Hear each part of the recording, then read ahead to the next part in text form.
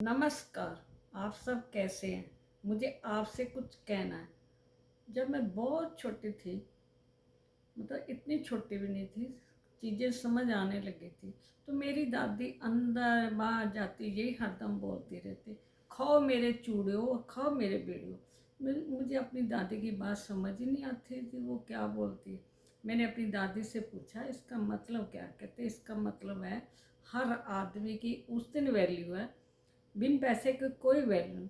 मतलब अच्छा चूड़ा पहना, मतलब अच्छा गहना पहनना हो, बीड़े मतलब बटन बटन अच्छे पहने हो, कपड़े अच्छे हो, आपकी पोस्ट ऊंची हो, आपके पास मतलब घर बार जो भी बहुत ऊंचा, कोई किसी को उनकी इज्जत मतलब देख के करेगा भी ये कैसा आदमी है क्या है। इसका मतलब ये है कि खाओ मेरे चूड़े और खाओ मेरे बीड़े।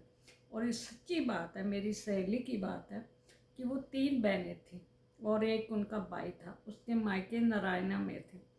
और उसकी एक बहन ग्रेटर क्लास में रहती थी, एक बहन उसकी पंजाबी बाग रहती थी और एक मेरे बिल्कुल घर के पास ही रहती थी।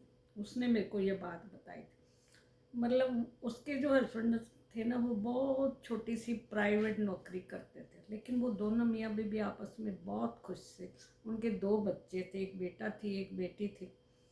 और मतलब हर दम वो उतने पैसों में भी अच्छा, मतलब इस रहन सहन, लेकिन वो काम काज हर चीज़ में बहुत अक्लमंद और बहुत चुस्त थी।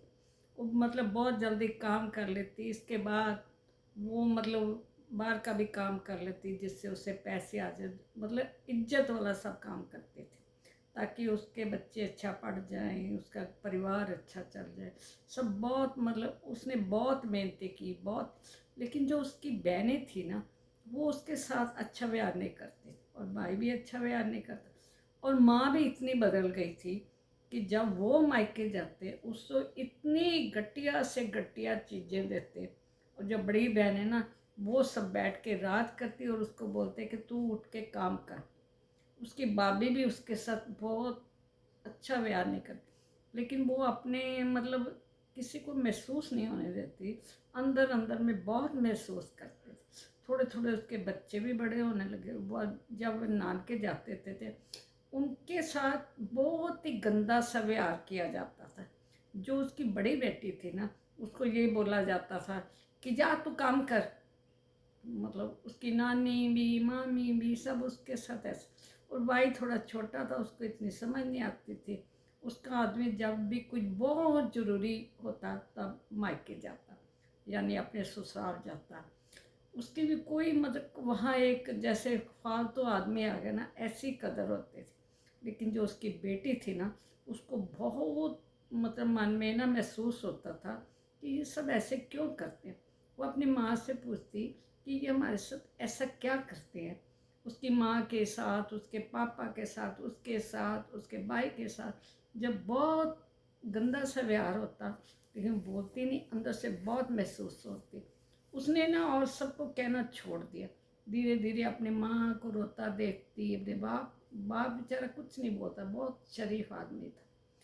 लेकिन उसका भाई बहुत छोटा था, वो बात करे तो उसने ना बस एक काम किया, उसने बहुत पढ़ना चालू कर दिया। मतलब इतना उसको किसी की कोई मतलब है ही नहीं थी वो इसके क्या कर रहे कुछ। वो इतना पढ़ी कि बहुत दिन रात उसने बहुत परीक्षाएं पास की, बहुत मतलब हर चीज़ में सफल होना चालू कर। एक दिन क्या हुआ कि वो बहुत मतलब ये इनकम टैक्स इंस्पेक्टर बहुत बड़ी बन गई। मतलब उसके पीछे आगे लोग घूमने लगे, बहुत इज्जत होने। उसके वही नानके जहाँ जाके उनको कोई पूछता नहीं था, उनके घर में एक फंक्शन था। वो उसकी माँ, उसका भाई और वो उसके पापा गए। वहाँ हर आदमी आता जाता, बेटी तेरा क्या हाल है, तो ठीक है, मैं ना आपको मिलने ही आना चाहता, आपके घर मुबारकबाद देना है आना चाहता था। बहुत दिन से तो दिखाई नहीं देती, इतने साल के बाद दिखाई देती। उसकी माँ को भी बहुत इज्जत मिल रही थी क्योंकि सबको उसकी ज़रूरत थी। उसके पापा को, उसके भाई को भी बहुत इज्जत दे रहे थे। तब जो दावत थी ना, सब लोग उसी को पूछने आए। मैं भी गई थी उस दावत में, मैं देख रही थी वही लोग जो कभी उनको पूछते नहीं थे, आज उस लड़की के, उसकी मम्मी के सब आगे पीछे घूम रहे थे। तो मेरे को ना उस दिन जब ऐसे सब कर रहे थे ना, तो वो लड़की अपने आप को ना मतलब ये ऐसे सोच रही थी, आज मैंने अपनी माँ को जिता दिया, आज मैंने अपने पापा को जिता दिया, अपने भाई को अपना, मतलब बोली कुछ नहीं लेकिन महसूस कर रही थी। उसने बाद में मेरी सहेली और उस लड़की ने आके बताया, मेरे को कहती, फिर मेरे को उस टाइम मेरी दादी याद आई, खाओ मेरे चूड़ियों और खाओ मेरे बेड़ियों। सचमुच जो बड़े लोग होते हैं ना, वो आम लोग को चाहे सगे ही उनके खून के रिश्तेदार हो, वो उनके साथ ऐसा व्यवहार करते हैं, पर आप मत करिए।